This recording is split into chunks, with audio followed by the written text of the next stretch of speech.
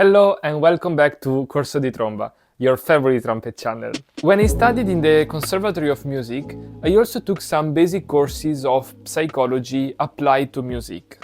Understanding how the mind works is actually very important for musicians. Moving from the attention span to focus to learning to creativity, all of this depends on how our brain is working.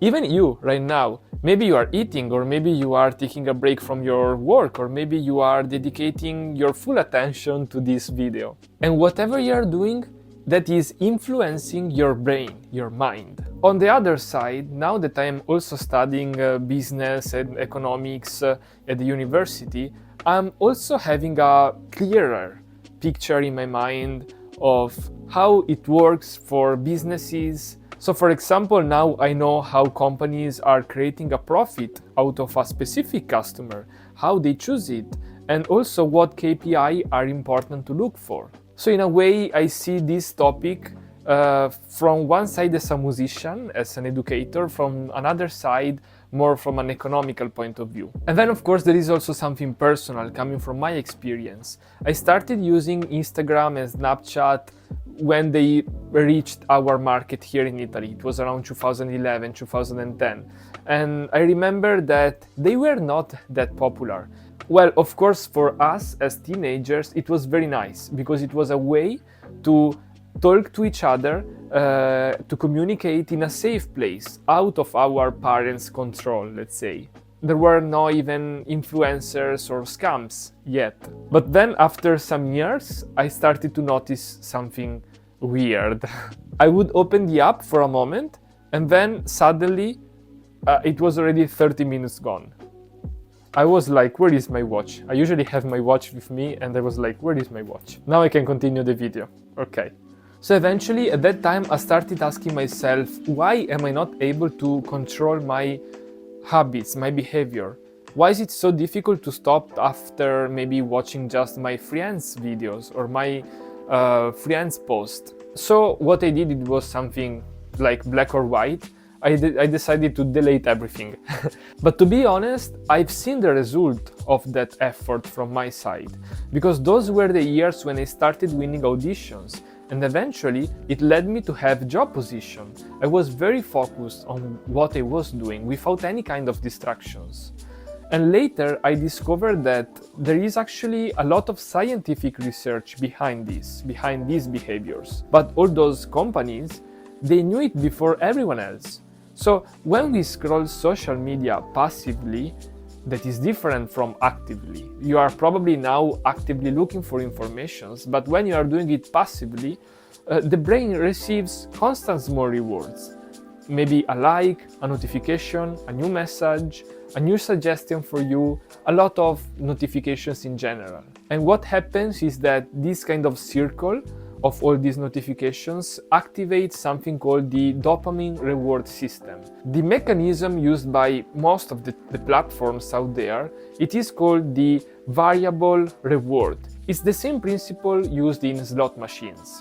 Basically, you never know when the next reward will appear, so you are forced to stay there inside the app so that the brain keeps checking again and again. And this is not just for TikTok or Instagram, this is also for email. There are people who they always need to check every 10 minutes, do I receive an email? Did I receive an email? Maybe I didn't get the notification. And this is something that neuroscientists can actually see using tools for brain measurements. When people scroll social media, something interesting happens. The brain's alpha waves, which are linked to a calm and focused mind, they decrease. Meanwhile, the beta and gamma waves, which are associated with more stimulation and reward activities, they increase. So the brain shifts into a state of continuous stimulation. Now let's compare this with something that we all know very well, that is playing a music instrument. When you practice an instrument, the brain works in a completely different way. You need to coordinate how to breathe, how to control your body, how you listen, your memory. You need to recall something from the past, something that you learned. And also you need to coordinate the time, the timing. When you are playing, you need to go with a specific rhythm. as well as musical expression. So you see, instead of small and fragmented stimulation, the brain enters something closer to a deep and focused state of mind. And musicians themselves and also psychologists, they refer to this as what we call entering into a flow state. I've also dedicated a video years ago to showcase these kind of abilities through a couple of books that are very helpful, that I suggested to all my community, and maybe now it's the time to suggest these books again. One, it is The Inner Game of Tennis, and the other one is Deep Focus. They are two amazing books that they help me a lot personally. So the whole point of this video is not to say that social media is evil, but is to say that you need to be aware of how to use it. If you use it, it's like a knife. You can use the knife to cut the vegetables, very healthy, very good, or you can use the knife to cut yourself, very bad, not very good at all. This is why I think that awareness is important, because yes, technology, AI, social media, they are all beautiful tools, but if you don't know how to use them, well, they can be very dangerous. What if I'm telling you that 1 over 10 teenagers out there in the world are affected by social media addiction?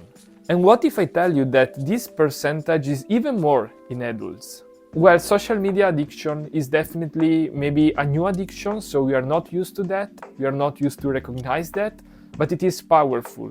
It is not less strong, less powerful than other addictions like gambling or alcohol or in general other addiction. If you're not a student of mine, all what you need to know is that what I teach is just how important it is our mind, and when the students realize what they can actually achieve if they only use their mind with the trumpet, then it's incredible. It's only that they often use the trumpet to achieve something instead of using their mind to achieve a result with the trumpet. The trumpet is just an amplifier, but if inside you don't have a clear idea of what you want to do, the amplifier will amplify nothing. So taking care of your mind is the best investment you can ever do in your life. And of course, of your body as well.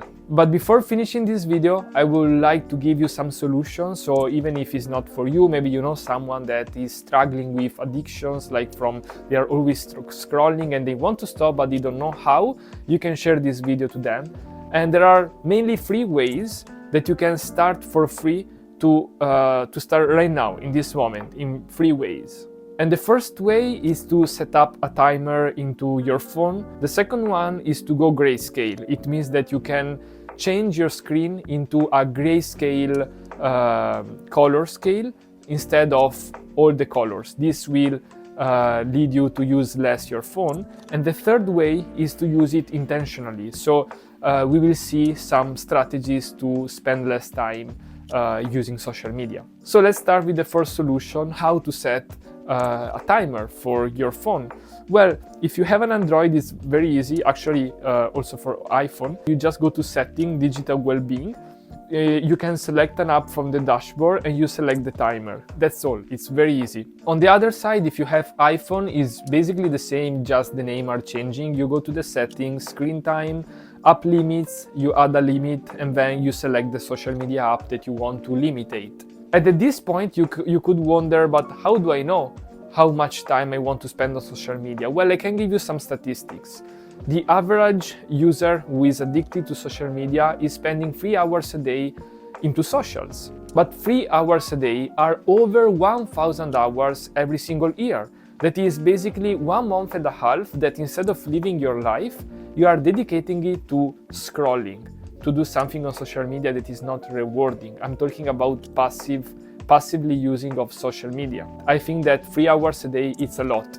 If you can reduce to 1 hour a day, something like that, I think that is much more feasible for your mind, for your body. You can use the other 2 hours to go out, to spend time with friends, to do some running exercises, go to the gym, do something else. You can read books. The second way is to set the screen in a grayscale mode. So how to do it? You just go to settings for Android, you go to digital wellbeing, bedtime mode and grayscale. Another way is to enter to the developer mode, and then you will be able to access all a set of functionalities that you can also select to switch the screen to grayscale. While on the iPhone, you just need to go to settings and then on accessibility, display, and then you can change from the color filters. You can finally set the grayscale. And why is it so important to remove the colors? Well, it's very easy. If you need to watch the Avengers, or if you need to watch Harry Potter or any other movie, would you watch it black and white or with colors? With colors, right? The same way is for an iPhone, for an Android. You will be like, doesn't make sense. I want to watch it with colors. But if you set it in grayscale, in that way you will spend definitely for sure less time watching the phone, because it's less appealing. And the last very effective way that is free and that you can set up for yourself straight in your smartphone in this moment, and it is to use it intentionally. So, for example, here in YouTube, you can create specific playlists before you open the app. You can decide what you want to watch. So in this way, you avoid to follow the algorithms that is suggesting you other videos that you don't care about. Same way for Instagram. You can only follow the people that you really want, and you can apply the filters to see only the posts that are about your friends. So you only watch the posts of your friends. This is a great way to avoid spending time on Instagram. Same for TikTok, for any other social. Of course, these companies will never fix this for you, because most users, they don't even know how to do this. So you already have an advantage compared to other users. And also because it's a source of profit for those companies to keep you engaged inside their app. So I hope that with this video you learned something good, you learned something helpful. I hope that maybe you can also share it with other friends that you think they can find some help watching this video. And I wish you a beautiful day, a beautiful week. See you soon to the next lessons, and have a nice week. Bye!